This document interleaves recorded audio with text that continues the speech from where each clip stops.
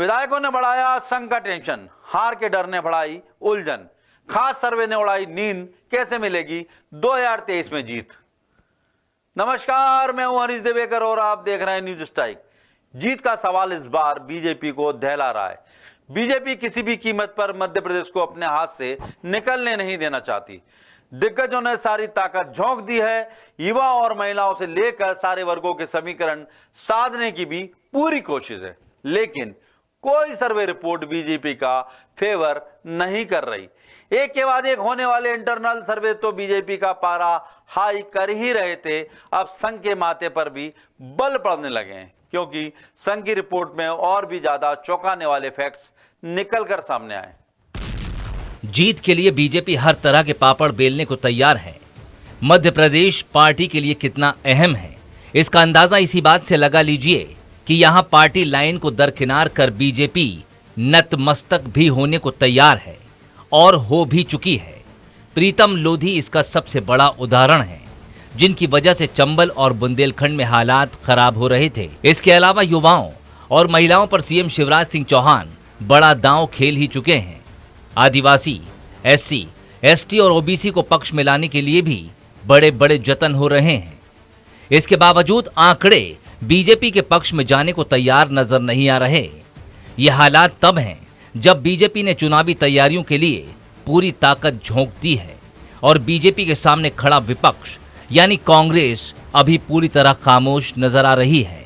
उन हालातों में बीजेपी के तकरीबन आधे विधायक सीट निकालते नजर नहीं आ रहे हैं। बीजेपी के इंटरनल सर्वे तो इस तरफ इशारा कर ही रहे थे। कुछ दिन पहले हुए संघ के सर्वे ने टेंशन को और बढ़ा दिया है। चुनावी जंग जीतने के लिए बीजेपी का तरीका सबसे अलग है। बीजेपी एक बड़ी और व्यापक रणनीति पर तो काम करती ही है, इसके साथ अलग अलग वर्ग, तबके और क्षेत्र के हिसाब से माइक्रो लेवल की प्लानिंग में भी उतरती है। इसके अलावा सीटों की मौजूदा स्थिति और पुराने हालातों को ध्यान में रखकर माइक्रो से भी माइक्रो लेवल की प्लानिंग करती है। उस पर कार्यकर्ताओं को हुजूम, पुराना तजुर्बा और पूरी मशीनरी की ताकत भी लगा दी जाती है। इसके बावजूद कोई रिपोर्ट बीजेपी को तसल्ली नहीं दे रही। अब की बार 200 पार तो दूर की बात, कुछ मौजूदा विधायक की सीट नहीं निकाल पा रहे। जिनकी गिनती तगड़ी है, यही बात संघ को भी परेशान कर रही है।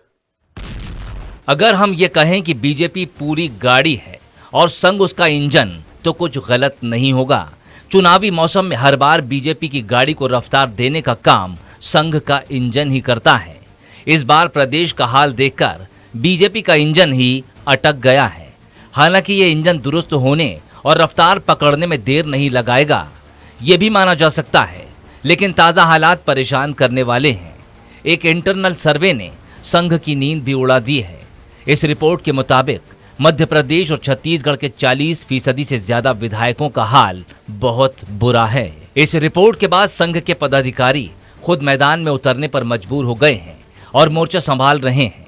क्षेत्रीय संगठन महामंत्री अजय जामवाल खुद मध्य प्रदेश और छत्तीसगढ़ की अलग अलग सीटों का दौरा कर रहे हैं, जमीनी हालात का जायजा ले रहे हैं, जिसके आधार पर नए सिरे से कमजोर सीटों के लिए प्लानिंग शुरू होगी। इस बीच बीजेपी के दिग्गजों के भी प्रदेश में दौरे शुरू हो चुके हैं।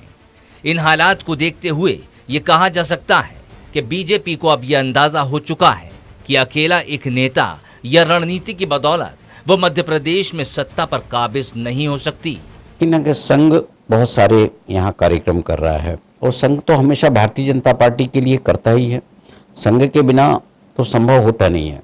यदि आप मोहन भागवत भोपाल आ रहे हैं, हेमू कालानी का कार्यक्रम कर रहे हैं, तो इसको केवल मध्य प्रदेश के चुनाव से ना देखा जाए, इसको देखना चाहिए कि पूरे देश में सिंधी समाज क्या सोच रहा है, संघ अपना किस तरह से एजेंडा सेट कर रहा है। आज़ादी की लड़ाई में जो लोग शामिल थे उनको संघ अपने से किस तरह से जोड़ रहा है। बहुत सारी चीज़ें हैं। अजय जामवाल जी अभी चूंकि 2 राज्य उनके पास हैं, तो जब प्रभार दिया है तो आपको कार्यालय में बैठ के तो काम करना नहीं है, निकलना है मैदान में, क्योंकि संघ का एजेंडा भी रहता है और भारतीय जनता पार्टी का काम उनके पास है, दायित्व है। और चुनाव वाला राज्य है, तो जहां संगठनात्मक कमजोरी है या समन्वय का अभाव है या नाराजगी है, जैसा भाजपा में अभी सुनने को मिलता है ना कि लोग नाराज हैं, असंतोष है, तो उसको कुछ ना कुछ नियंत्रित करने के लिए वो अपनी भूमिका का निर्वाह कर रहे हैं। टेंशन इतने पर ही कम नहीं होता।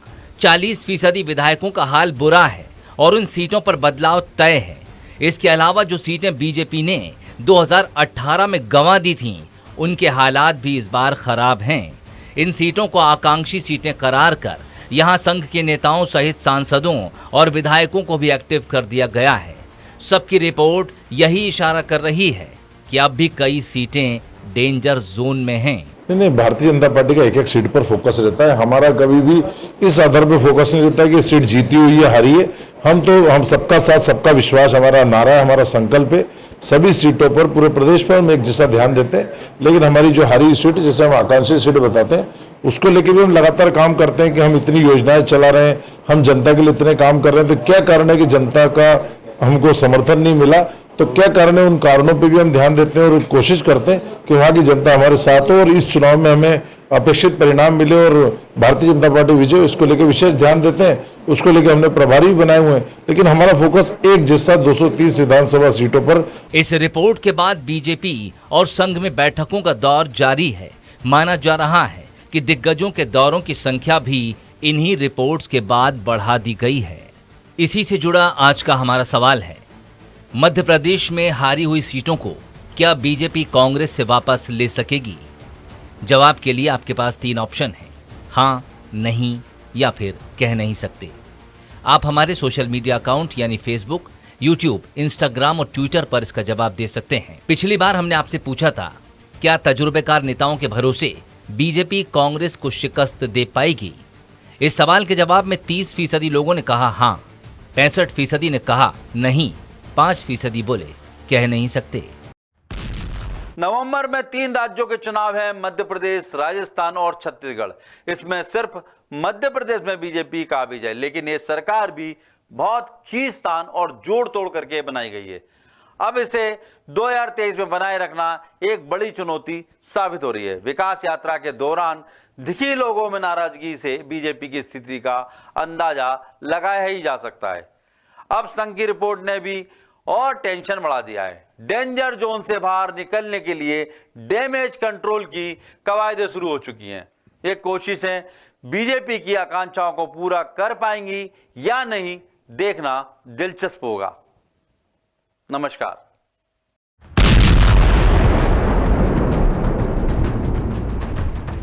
और एप्पल स्टोर से डाउनलोड करें हमारा ऐप द सूत्र। आप हमारी खबरें thesutra.com पर भी देख सकते हैं। Social media platforms Twitter, Facebook और इंस्टाग्राम पर भी हमें फॉलो कर सकते हैं। साथ ही यूट्यूब पर भी हमें सब्सक्राइब करें। यदि आपकी नहीं हो रही कोई सुनवाई और आपके पास है कोई खबर, तो हमारे व्हाट्सएप नंबर 700000244141 पर भेजिए और बनिए हमारे सूत्र।